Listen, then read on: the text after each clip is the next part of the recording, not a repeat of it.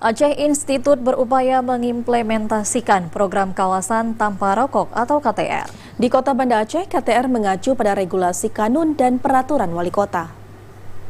Untuk mengimplementasikan program kawasan tanpa rokok atau KTR, saat ini diupayakan dengan berbagai kegiatan.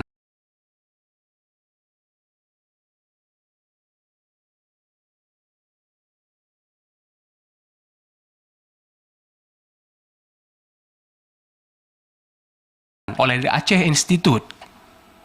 Technical Koordinator Banda Aceh Healthy City Nadia Ulfah mengatakan, program kawasan tanpa rokok atau KTR yang dicanangkan sejak beberapa tahun lalu telah berjalan dengan baik, namun masih terdapat sejumlah kendala.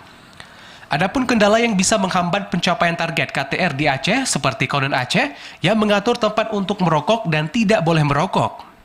Sebagai solusi atas kendala tersebut, pihaknya berupaya mendekati stakeholder dan pebisnis untuk penegakan regulasi kawasan tanpa rokok. Jadi kita punya beberapa program, salah satunya adalah campaign secara bersama mahasiswa dan UI Haramiri di Gelanggang nanti sore. Kita akan campaign untuk menolak rokok bagi mahasiswa.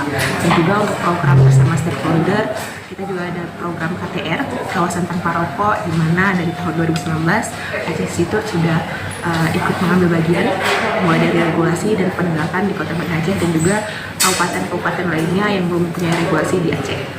Hari Tanpa Tembakau Sedunia diperingati setiap tanggal 31 Mei dan temanya tahun ini ialah We Need Food, Not Tobacco.